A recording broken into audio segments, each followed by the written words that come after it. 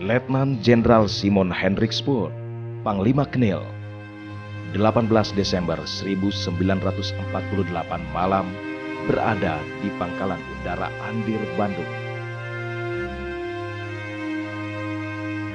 Besok subuh, dia akan memimpin langsung operasi Krai. Misi dari operasi militer ini adalah untuk merebut ibu kota Republik Indonesia, Yogyakarta. Menangkap pemimpin politik dan menghancurkan kekuatan tentara Republik. Akhirnya menguasai kembali Indonesia. Yang berarti Republik Indonesia dihapuskan dari peta dunia.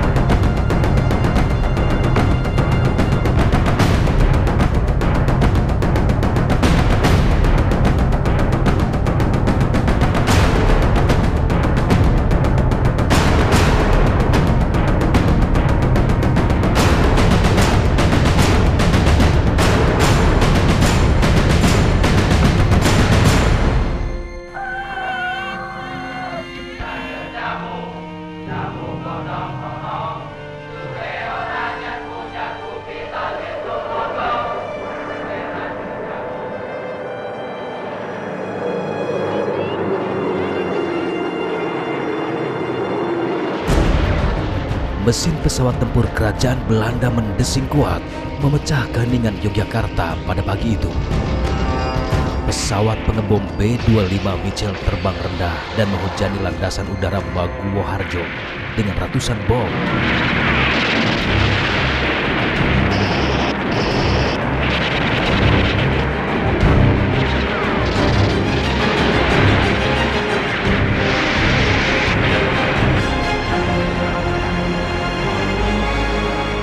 Setengah jam berikutnya, pesawat jenis Dakota C-47 menerjunkan 2 kompi pasukan baret merah KST atau Korps Special Trooper, pasukan khusus kerajaan Belanda yang bermarkas di Batu Jajar, Jawa Barat. Pendaratan pasukan ini merupakan pertanda dimulainya operasi militer Belanda dengan sandi Operasi Pelikan, sebuah operasi besar di bawah pimpinan Letnan Jenderal Simon Hendrik Spoor, Panglima tertinggi Knil, Koninklijke Nederlands Indisch Leger. Spoor bahkan turut terbang dalam pesawat B-25 Mitchell dan memberi komando langsung kepada pasukannya. Operasi Pelikan adalah bagian dari percepatan operasi Krai secara umum yang digelar di Yogyakarta. Operasi militer ini bertujuan menduduki Yogyakarta yang saat itu menjadi pusat pemerintahan Republik Indonesia. Misi lain dari operasi ini adalah menangkap para pemimpin Republik Indonesia. Pangkalan udara Maguwo berhasil dikuasai tanpa perlawanan berarti dari tentara Indonesia. Pesawat pengangkut Dakota setelahnya langsung menuju Semarang menjemput 2 batalion infanteri baret hijau.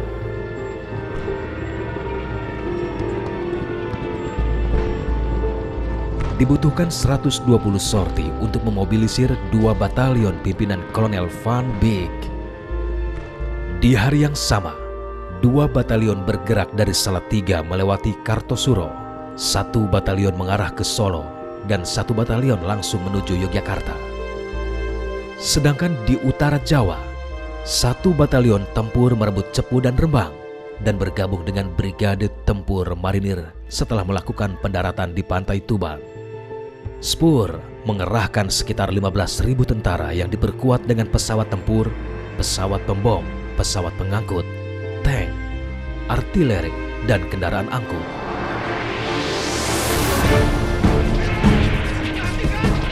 Serangan militer tiba-tiba seperti ini sontak membuat masyarakat Yogyakarta kalang kabut.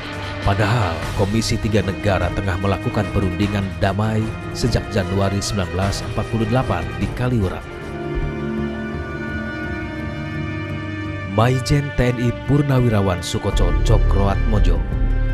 Beliau adalah salah satu pelaku sejarah yang mengalami langsung serangan operasi Krai.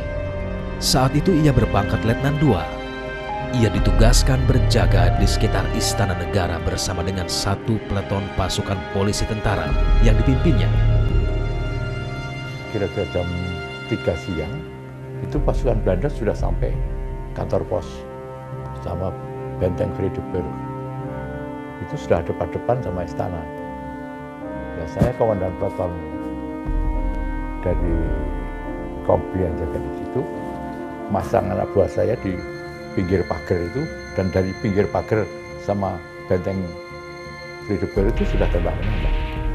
Sampai maghrib itu Belanda sudah berkuasa lagi. Enggak, sampai maghrib Belanda sudah menuju Jogja. Pasukan kita sudah lari meninggalkan Jogja, kecuali pasukan di istana itu sudah juga ditawan oleh Belanda. Presiden dan sebagainya itu karena mereka memutuskan. Jadi di istana sendiri terjadi keributan karena saya, komandan peleton itu mengusulkan agar supaya mereka melarikan diri lewat belakang, menyelamatkan presiden, kan tugas saya kan menyelamatkan presiden. Saya disuruh ketemu Mayor Gandhi. Mayor Gandhi itu ajudan presiden. Mayor Gandhi juga tidak bisa memutuskan, menyuruh saya ngadep Presiden Soekarno. Presiden tanya pada saya, ada apa, Cok? Begini, Pak, saya ditinggalkan dengan 30 orang di sini, Bapak masih bisa lewat belakang karena istana belum terkepung. Begini, Cok, merah putih tidak menyerah. Jadi begini, tangannya itu kanan, merah putih tidak menyerah. Pasca diduduki Belanda, Yogyakarta pun mencekam. Sebagian besar masyarakat bersembunyi, bahkan melarikan diri ke daerah lain. Hari ketiga pasca serangan, Kolonel Dirk Reinhard Albert van Langen, komandan wilayah Jogja dan Solo, mengirim pasukannya untuk menjemput para pemimpin Republik di Gedung Agung, lantas membawanya ke lapangan terbang Baguoharjo. Bung Karno, Sultan Syahrir dan Agus Salim diasingkan ke Brastagi, Sumatera Utara, sedangkan Bung Hatta dan Surya Dharma ke Pulau Bangka. Muhammad Rum dan Ali Sastro Amijoyo menyusul pada 31 Desember 1948. Pada waktu Belanda itu mengirim pasukan ke Jogja, ke Jogja, itu ungkapannya kami akan menyelamatkan Sultan. Yaitu akan menyelamatkan Sultan. Menyelamatkan dari apa? Para diplomat dari Amerika juga bertanya-tanya itu. Ini memangnya Belanda siapa ini? Itu sudah direncanakan sejak akan menyerang Indonesia pun. Saya kira itu sudah dipikirkan macam gitu. Setelah Jogja diduduki, tentara Belanda langsung menangkap para pemimpin Republik. Mereka ditempatkan di Gedung Agung. Sedangkan Sri Sultan oleh pimpinan operasi Kolonel van Langen dilarang keluar dari lingkaran merah yang dibuat di atas peta Keraton Sultan dengan maksud sewaktu-waktu bisa diadakan perundingan secara terpisah antara pihak Belanda dengan keraton dengan harapan Sri Sultan bisa nanti akan menggantikan tugas dan fungsi pemerintahan Republik dalam perundingan perlindungan selanjutnya.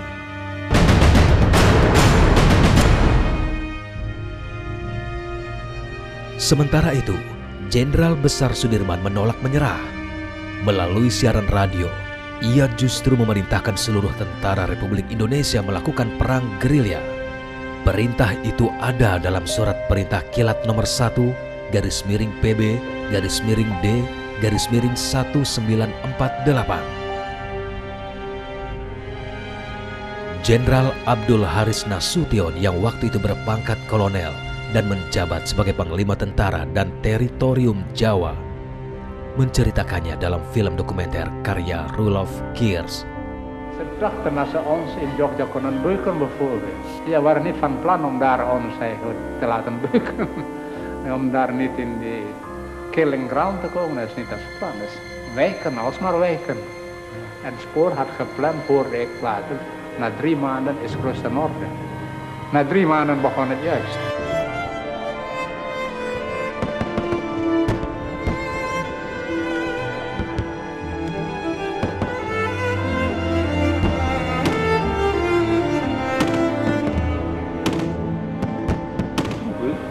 toen ze de zaak niet onder controle kunnen krijgen, toen moesten ze terreur gaan toepassen. Ja, dat komt nogal veel voor. En het is begrijpelijk, want ik maakte hetzelfde mee later met de TNI tijdens zijn eigen anti-guerrilla-activiteiten op verschillende eilanden. Je kan aanvoelen als militair dat je als wekenlang, maandenlang in een streek zit waar iedereen vijandig is, waar iedereen jou maar harceleert. Ik geloof dat je je ook niet kan beheersen soms. Maar juist aan de andere kant, terreur is het begin van de nederlaag. Lereng Menoreh ini adalah salah satu jalur perang gerilya yang dilakukan pasukan TNI pada masa itu. Menoreh adalah deret perbukitan yang membentang di sisi barat Yogyakarta hingga melintasi batas timur Kabupaten Purworejo dan sebagian wilayah Magelang. Medan tempur yang berat membuat lereng Menoreh sulit dijangkau kendaraan taktis peperangan. Itulah sebabnya wilayah ini dahulu dijadikan kantong gerilya para pejuang tanah air. Menurut sejarah, daerah ini juga dijadikan Pangeran Diponegoro sebagai daerah persinggahan saat perang melawan VOC.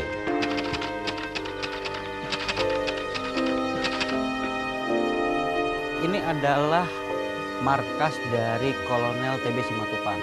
Kolonel TB Simatupang itu adalah wakil kepala staf angkatan perang saat itu.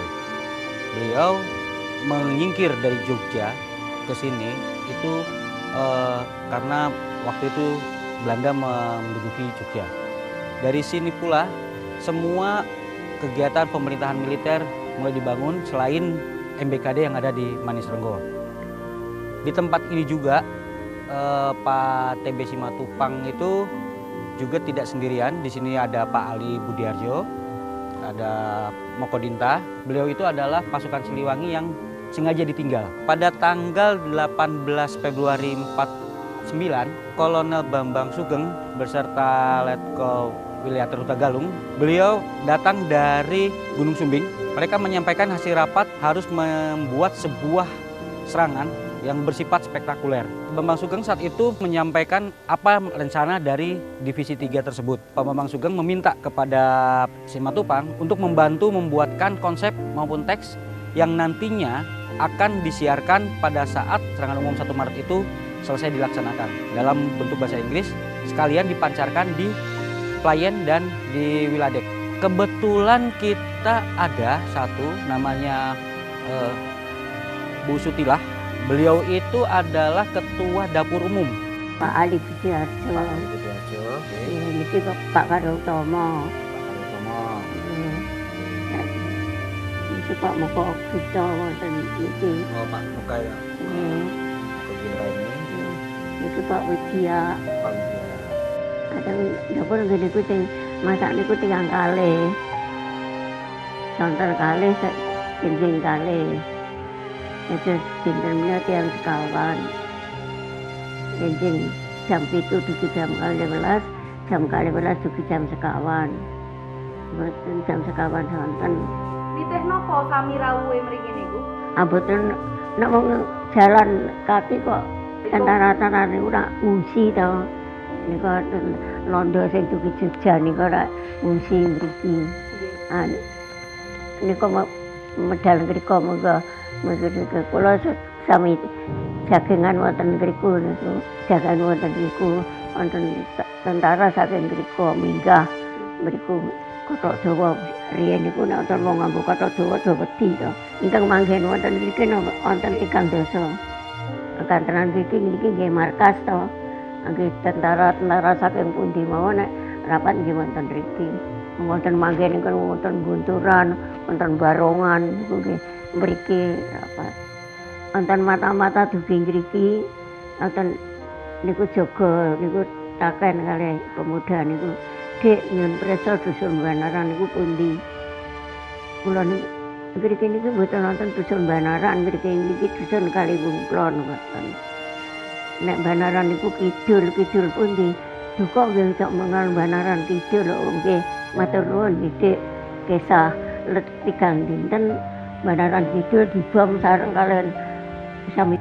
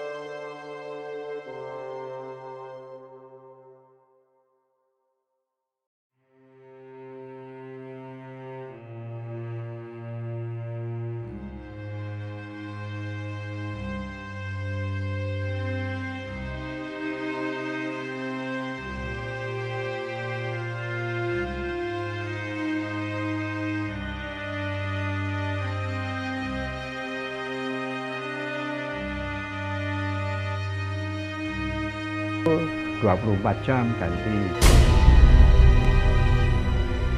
Pasar Ngasem ini adalah salah satu pusat pertemuan antar gerilyawan dari setiap sektor. Pasar Ngasem ini di mana setiap hari mereka itu sering bertukar informasi di dalam pasar sini, itu dengan cara menukar barang dagangannya. Padahal dalam isi barang dagangan tersebut mereka itu saling bertukar informasi.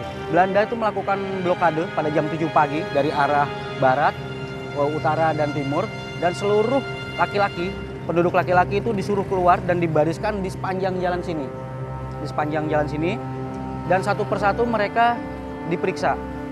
Tetapi sayangnya Belanda saat itu tuh tidak dilengkapi dengan data-data yang lengkap. Yang dicurigai itu langsung mereka dibawa masuk ke dalam pasar dan langsung dieksekusi.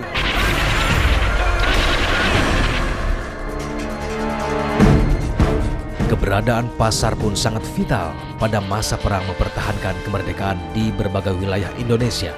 Tak terkecuali di Yogyakarta, pasar dimanfaatkan sebagai tempat bertukar informasi. Bahkan transaksi senjata api yang akan digunakan dalam penyerangan Belanda. Kini, sisa-sisa jejak gerilya masih dapat ditemukan di daerah Prawirotaman dan dalam Pujo Kusuman. Hantu Maut, begitu nama laskar ini disebut. Laskar yang terkenal dengan aksi terornya yang kejam dan brutal ini dipimpin Gusti Bendoro Pangeran Haryo Pujo Kusumo, adik kandung Sri Sultan Hamengkubuwono ke-9. Pelindung hantu maut, makanya sini dipakai sebagai mangsa. Loh, kalau lihatnya dapat ngomong hanya sama seperti warna sate itu, tangan hitam pakai cabuk yang besar itu, nah, lalu migo untuk babi dia pakai baju sama pakai capek. Sejarah mencatat, berbagai aksi kerap dilakukan pasukan TNI untuk mengusir pasukan Belanda yang berusaha kembali menduduki Yogyakarta pada penghujung tahun 1948. Namun pemerintah Belanda meredam semua aksi penyerangan yang mereka hadapi guna membentuk opini negatif mengenai kekuatan TNI kala itu di mata dunia. Berkaitan dengan radiogram yang dikirim dari Jogja pada tanggal 22 Juni 1948 bertempat di perkebunan halaman, didirikanlah Pemerintahan Darurat Republik Indonesia dengan Mr. Syafruddin Prawiran Negara sebagai ketuanya. Een grote eer en waar genoegen hierbij namens de Republiek de Verenigde Staten Indonesia. Pada tanggal 28 Januari 1949 keluarlah resolusi Dewan Keamanan PBB. Maksudnya agar Indonesia melanjutkan perundingan dengan Belanda, dan kepada Belanda diinstruksikan untuk stop, tidak melanjutkan agresinya. Direncanakan pada bulan Februari akan ada sidang Dewan Keamanan PBB. Untuk ini Sri Sultan berinisiatif untuk mengadakan sesuatu kegiatan agar dunia tahu Republik Indonesia masih ada dan TNI masih eksis.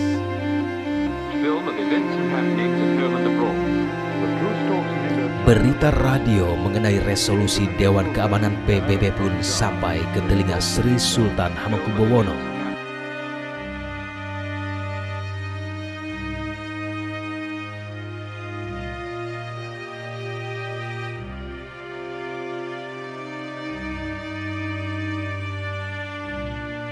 Babak terakhir berlangsung di Den Haag, di mana konferensi Meja Bundar akhirnya menuju pada penyerahan kekuasaan tanggal 27 Desember 1949. Dalam acara kita minggu depan, akan kita dengarkan pandangan seorang Belanda terhadap perjuangan. Nah, kalau serangan umum itu berbarengan 2000 orang. Pak Sultan marah, terus kirim surat kepada Pak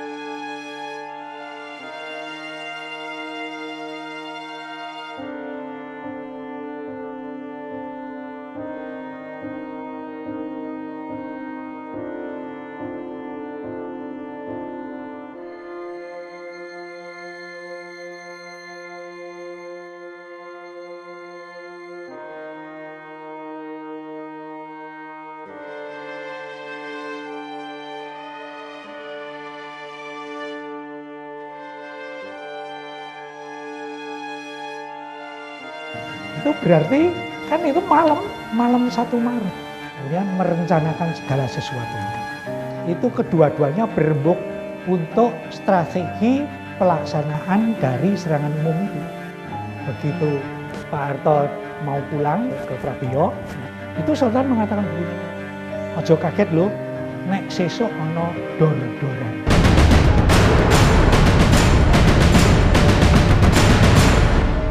Kota Jogja harus kita kuasai pada siang hari. Beberapa perencanaan terkait aksi ini juga kerap dilakukan luar keraton. Sultan kirim surat kepada Panglima Besar. Panglima Besar ada di perbatasan Jawa Timur sama Jawa Tengah. Bicarakan dengan komandan setempat Jogja, Letkol Soeharto. Panglima Besar juga memerintahkan seorang Letnan Kolonel, Dr. Wilater Huta Galung namanya. Galung, kamu pinter, bikin rencana ini. Dia pulang ke Diponegoro di Jawa Tengah, lapor kepada Kolonel Bambang Sugeng. Nah, Bambang Sugeng mengeluarkan perintah serangan siang.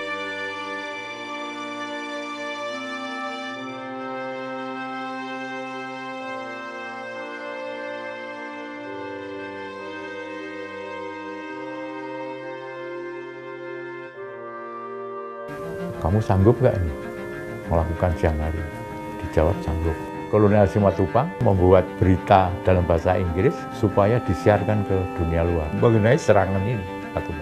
Pak Bambang Sugeng yang langsung melakukan perintah itu kepada Werkris 3 hasil rapat di Gunung Sumbing. Dari Gunung Sumbing dia dengan satu ajudan beserta wakilnya Pak Wiliater Huta Galung, dia mencoba mendekati langsung ke area sasaran karena waktu itu banyak pilihan untuk serangan umum Semarang, Magelang, dan mereka lebih memilih Jogja yang harus menjadi serangan yang spektakuler di situ. Didapat informasi dan mereka langsung melakukan rapat. Pada awalnya itu sudah disiapkan di sekolah desa. Namun itu jadi gagal karena waktu itu sudah disinyalir bahwa informasi bocor. Akhirnya mereka pada malam hari melakukan itu di pesawahan. Ya kira-kira pesawahannya hampir tidak jauh seperti inilah. Di sepasang gubuk. Ya mungkin itu bisa agak sedikit menyentuh karena dia di tengah sawah. Ya, seperti itu. Di situ mulai dirancang, diberitahukan semua sistematika bagaimana nanti serangan itu dilakukan. Gerakan dari Pak Bambang Sugeng itu tidak jauh dari Banaran, markas dari Wakil Kepala Staf Angkatan Perang. Ke arah selatan itu sudah menjadi wilayah Werkris 3. Jadi diperhitungkan itu tidak akan jauh dari wilayah itu. Ini adalah tetengger rute dari Letkol Soeharto pada saat itu waktu melakukan komunikasi dengan Sri Sultan Hamengkubuwono ke-9. Dari sini pada malam hari beliau itu bergerak ke rumahnya Sultan yang kita lihat di sebelah kiri kita, dan di sanalah mereka melakukan komunikasi termasuk persiapan-persiapan seperti apa yang akan dilaksanakan di dalam kota pada saat serangan umum terjadi. Untuk semua TNI atau gerilyawan itu sudah disiapkan di rumah pabean namanya, rumah pabean. Mereka boleh kalau umpamanya terdesak atau apa, mereka langsung bisa masuk ke sana dan itu akses langsung menuju keraton, dan di sana mereka sudah safety. Dan ini kebetulan salah satu jalur yang dipakai oleh Pak Harto waktu mau menghadap ke Sultan Hamengkubuwono IX. Serangan dipersiapkan benar-benar matang. Budi Harjo ditunjuk membuat keterangan pers di Banaran. Siaran pers inilah yang kemudian disiarkan melalui siaran radio Playen dan Wiladek ke seluruh dunia.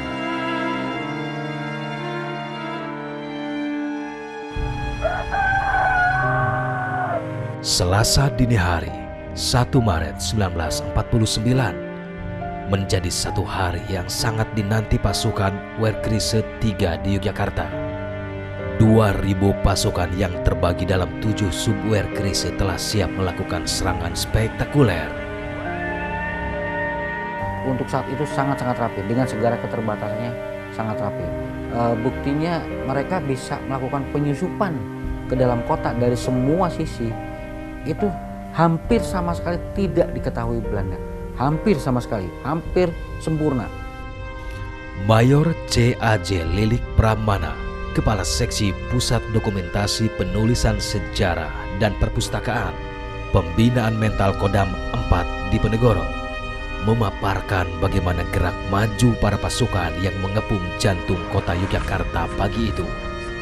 Peta ini kita dapatkan dari dokumen yang dibuat oleh Jarakdam waktu itu. Bisa jadi peta ini didapatkan dari sumber aslinya Markas Besar TNI di Yogyakarta waktu itu. Rencana serangan yang dilakukan bahwa memang lebih dominan dilakukan oleh Wehrkris 3. Ya, sub-subnya kemudian ada dari masyarakat, ada organisasi-organisasi, ada laskar, ya, laskar-laskar yang banyak yang terlibat.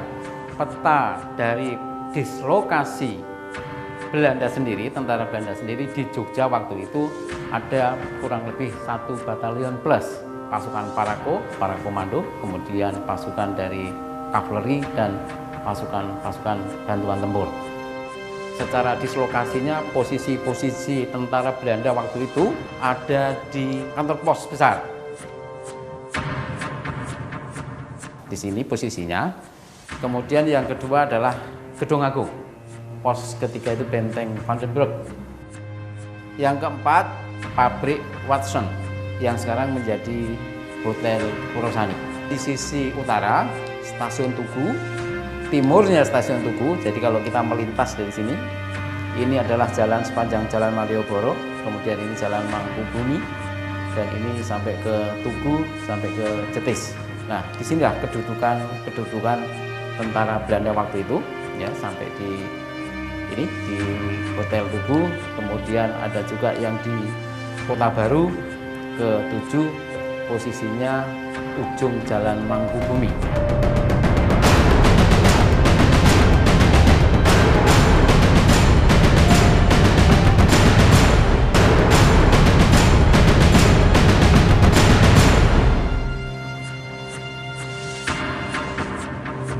Tepat jam 6 pagi, gaungan sirine menjadi penanda dimulainya serangan umum 1 Maret 1949.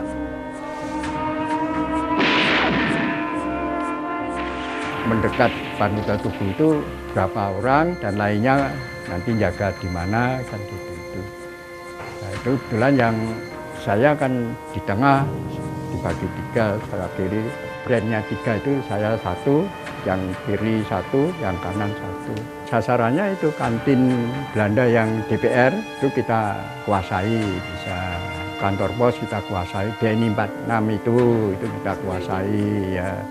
Kondisi pasukan Belanda yang lengah pada hari itu pun dimanfaatkan prajurit Indonesia untuk memaksimalkan serangan. Sama sekali tidak ada yang menguasai satu pos pun. Mereka cuma mengurung, membuat mereka dipermalukan. Divisi 3, Pak Bambang Sugeng dan Letkol Kota Galung itu sudah memerintahkan kepada Ketua Pepolit di Jogja untuk menyiapkan beberapa tentara pelajar yang didandani seperti TNI, diberi pangkat. Tugas dia bukan berperang, tetapi dia harus menerobos masuk ke Hotel Merdeka dan memberikan konferensi pers tentang apa yang sedang terjadi. Pada saat bersamaan, beberapa pasukan yang tergabung dalam Komando Divisi 3 di perbatasan Yogyakarta melakukan serangan aksi blokade untuk memperlambat gerakan bala bantuan Tiger Brigade di tengah kota. Untuk suksesnya serangan umum yang di Jogja, maka dia harus dibantu oleh masing-masing sektor, masing-masing brigade di luar wilayah Jogja. Seperti Magelang itu ada Brigade 9, pimpinannya Ahmad Yani saat itu, dan Senopati dari Solo, pimpinan Slamet Riyadi. Masing-masing tetap di posnya untuk menjaga, menjegal, dan menahan selama mungkin agar pertempuran yang ada di dalam kota Jogja itu bisa sukses. Dan itu berhasil. Sayangnya, pertahanan di batas kota tidak berlangsung lama. Sekitar jam 11 siang, pasukan bantuan Belanda dari Magelang di bawah komando A. van Santen melawan aksi prajurit TNI. Karena Hotel Tugu ini dipakai markas Brigade T, itu yang diserang oleh komandan batalion saya, dan saya 1 peleton disuruh menunggu, mengamankan punggungnya dia. Tapi semua selesai jam 12 ya, kembali lagi ke pos-posnya di luar kota. Akan datang, dan memang betul datang pasukan tank dari Magelang membantu Brigade T.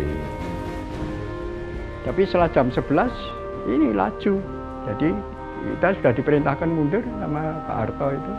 Saya sama Vence Sonovel itu, ayo semua mundur. Yang kesini itu lapis baja semua. Itu bertempur lagi. Tapi yang bertahan tinggal itu Sersan Ahmad itu di Ringen Kidul itu. Setelah habis pertempuran itu, TNI saja ya, Simbaya TNI, tapi kan tidak masuk korban itu ada 300 yang di TNI, bukan Laskar Pejuang itu. Laskar Pejuang itu ribuan. Peristiwa ini pun disorot dunia internasional melalui pemberitaan media, termasuk surat kabar Belanda.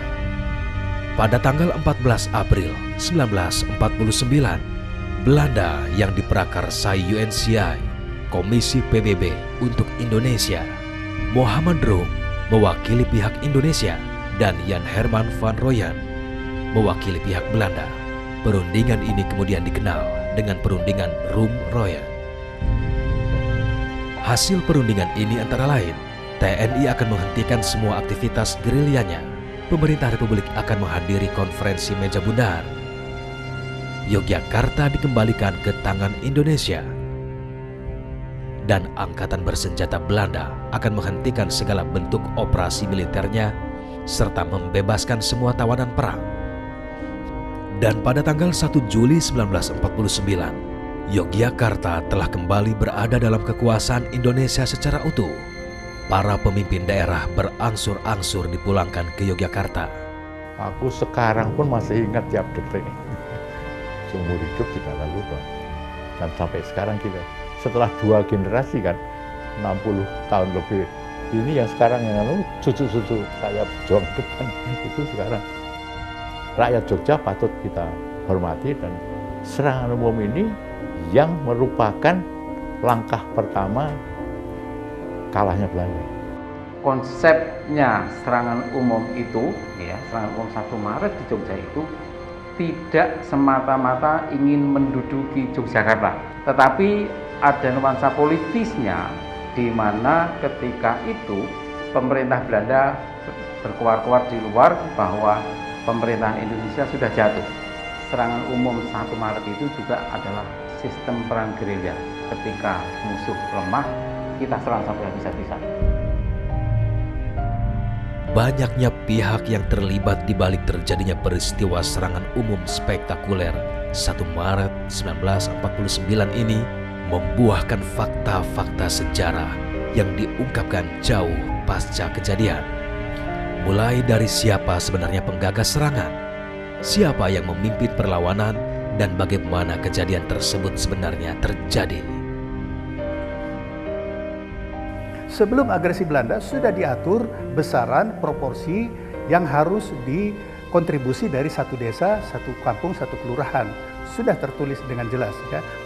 Nah, oleh karena itu, beliau Sultan Hamengkubuwono ke-9 tidak ada di dalam hierarki militer, tidak mungkin memberi perintah kepada Panglima Divisi. Karena jelas beliau kan sudah mendapat perintah dari Panglima Besar Sudirman.